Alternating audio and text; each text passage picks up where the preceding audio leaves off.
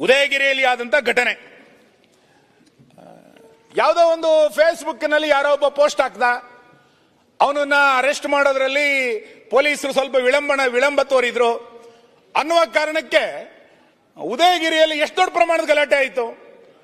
Police ಜೀಪ್ಗಳ ಮೇಲೆ, police ಠಾಣೆಗಳ ಮೇಲೆ ಕಲ್ಲು ತೂರಾಟ, ಬೆಂಕಿ ಹಾಕುವಷ್ಟರ ಮಟ್ಟಿಗೆ ಒಂದು ಗುಂಪು ಅತಿರೇಕದ ವರ್ತನೆಯನ್ನ ಮಾಡಿದಾಗ್ಲೂ ಕೂಡ ಈ ಪೊಲೀಸ್ ಇಲಾಖೆಗೆ ಏನು ಅನ್ಸೋದಿಲ್ಲ ಅಂದ್ರೆ ಏನರ್ಥ?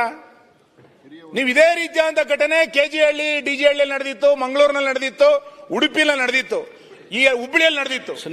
ಈ ಎಲ್ಲ ಘಟನೆಗಳು ನೋಡಿ ನೀವು. ಯಾವುದೋ ಧರ್ಮದ ಕುರಿತಂತೆ ಯಾರೋ ಒಬ್ಬ ಪೋಸ್ಟ್ ಹಾಕ್ತಾ, ಆ ಕಾರಣಕ್ಕೋಸ್ಕರ ಒಂದು ಗುಂಪು ಬಹಳ ದೊಡ್ಡ ಪ್ರಮಾಣದಲ್ಲಿ ಬಂತು, ಪೊಲೀಸ್ ಸ್ಟೇಷನ್ಗೆ ಮುತ್ತಿಗೆ ಹಾಕ್ತಾರೆ, ಗಲಾಟೆ ಮಾಡ್ತಾರೆ. ನಾನು ಅನ್ಕೋತೇನೆ, ಹಿಂದೂ ಸಮಾಜದ ಮೇಲೆ ಈ ರೀತಿ ಆಕ್ರೋಶಗಳೇನಾರು ಒಡೆದೋಡಿದ್ರೆ ಪ್ರತಿನಿತ್ಯ ಪೊಲೀಸ್ ಸ್ಟೇಷನ್ ಮುತ್ತಿಗೆ ಹಾಕಬೇಕಾಗತ್ತೆ. ಯಾಕೆಂದ್ರೆ ಅಷ್ಟು ದೊಡ್ಡ ಪ್ರಮಾಣದಲ್ಲಿ ಹಿಂದೂ ಸಮಾಜವನ್ನು ಅವಹೇಳನ ಮಾಡುವಂತ ನೂರಾರು ಪೋಸ್ಟ್ಗಳು ಬರ್ತಾ ಇದೆ. ಯಾವುದೋ ಒಂದು ಪೋಸ್ಟ್ ಬಹಳ ದೊಡ್ಡ ಪ್ರಮಾಣದಲ್ಲಿ ಅವಹೇಳನ ಆಗಿದೆ ಎನ್ನುವ ಕಾರಣಕ್ಕೋಸ್ಕರ ಉದಯಗಿರಿ ಅಂತ ಘಟನೆಗಳು ನಡೆಯುತ್ತೆ ಅಂತಂದ್ರೆ, ನೀವು ಒಂದು ಗುಂಪನ್ನ ಎಲ್ಲೇ ಮೀರಿದ್ರೂ ಕೂಡ ನೀವು ಮೌನವಾಗಿದ್ದೀರಿ ಅನ್ನೋದು ಬಹಳ ಸ್ಪಷ್ಟ ಆಗಿದೆ. ಅಪರಾಧಿಗಳು ಏನಾಗ್ಬಿಟ್ಟಿದೆ ಅಂತ ಕೇಳಿದ್ರೆ, ಈ ಸರ್ಕಾರ ನಮಗೆ ರಕ್ಷಣೆ ಕೊಡುವಂತ ಸರ್ಕಾರ, ನಾವು ಏನ್ ಮಾಡಿದ್ರು ರಕ್ಷಣೆ ಕೊಡ್ತಾ ಇದೆ ಈ ಸರ್ಕಾರ ಅಂತೇಳಿ ಅಪರಾಧಿಗಳಿಗೆ ಅನ್ನಿಸ್ಲಿಕ್ಕೆ ಶುರು ಆಗ್ಬಿಟ್ಟಿದೆ.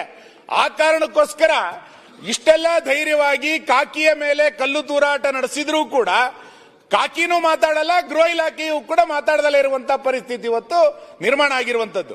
ಬೇರೆ ಬೇರೆ ರಾಜ್ಯಗಳಲ್ಲಿ ಹೆಣ್ಣು ಮಕ್ಕಳ ಮೇಲೆ ಹಲ್ಲೆ ಆದಾಗ ಅಥವಾ ಮಠ ಮಂದಿರಗಳ ಮೇಲೆ ದಾಳಿಗಳಾದಾಗ ಹೆಂಗೆ ಪೊಲೀಸ್ ಇಲಾಖೆ ದಿಟ್ಟ ಕ್ರಮಗಳನ್ನು ಕೈಗೊಂಡಿದೆ ಅನ್ನುವಂಥ ಉದಾಹರಣೆ ನಮ್ಮ ದೇಶದ ಬೇರೆ ಬೇರೆ ರಾಜ್ಯಗಳಲ್ಲಿ ಇದೆ. ಆದರೆ ಕರ್ನಾಟಕದಲ್ಲಿ ಹಿರಿಯ ಪೊಲೀಸ್ ಅಧಿಕಾರಿಗಳ ಮೇಲೆ ಕಲ್ಲು ತೂರಾಟ ಮಾಡಿದ್ರೂ ಕೂಡ ಪೊಲೀಸರು ಅಸಹಾಯಕರಾಗಿರುವಂತಹ ಪರಿಸ್ಥಿತಿ ಯಾಕೆ ಕರ್ನಾಟಕದಲ್ಲಿ ನಿರ್ಮಾಣ ಆಯಿತು ಅಂದ್ರೆ, ನಾನು ಅದಕ್ಕೆ ಆರಂಭದಲ್ಲಿ ಹೇಳಿದ್ದು, ಈ ಇಲಾಖೆ ಇದು ಜನಸ್ನೇಹಿ ಇಲಾಖೆ ಸಾಮಾನ್ಯರಿಗಲ್ಲ, ಅಪರಾಧಿಗಳಿಗೆ ಜನಸ್ನೇಹಿ ಆಗ್ಬಿಟ್ಟಿದೆ, ಕ್ರಿಮಿನಲ್ಗಳಿಗೆ ಜನಸ್ನೇಹಿ ಆಗ್ಬಿಟ್ಟಿದೆ ಪೊಲೀಸ್ ಇಲಾಖೆ. ಯಾರು ದೊಂಬಿಗಳನ್ನ ಮಾಡ್ತಾರೆ ಅಂತವರಿಗೆ ಈ ಪೊಲೀಸ್ ಇಲಾಖೆ ಜನಸ್ನೇಹಿ ಆಗ್ಬಿಟ್ಟಿದೆ. ಇಡೀ ಕ್ರಿಮಿನಲ್ಗಳ ಎದುರು ಪೊಲೀಸರು ಕೈಕಟ್ಟು ಕುಳಿತಂತ ಪರಿಸ್ಥಿತಿ ಈ ಕರ್ನಾಟಕ ರಾಜ್ಯದಲ್ಲಿ ನಿರ್ಮಾಣ ಆಗಿರುವಂತದ್ದು ನಾಚಿಕೆ ಪಡುವಂತಹ ಸ್ಥಿತಿ ಇವತ್ತು. ಇಂತಹ ಪರಿಸ್ಥಿತಿ ಕರ್ನಾಟಕದಲ್ಲಿ ಯಾವತ್ತೂ ಕೂಡ ಬಂದಿರಲಿಲ್ಲ. ಮೊದಲನೇ ಬಾರಿಗೆ ಕರ್ನಾಟಕದಲ್ಲಿ ಇಂತಹ ಪರಿಸ್ಥಿತಿ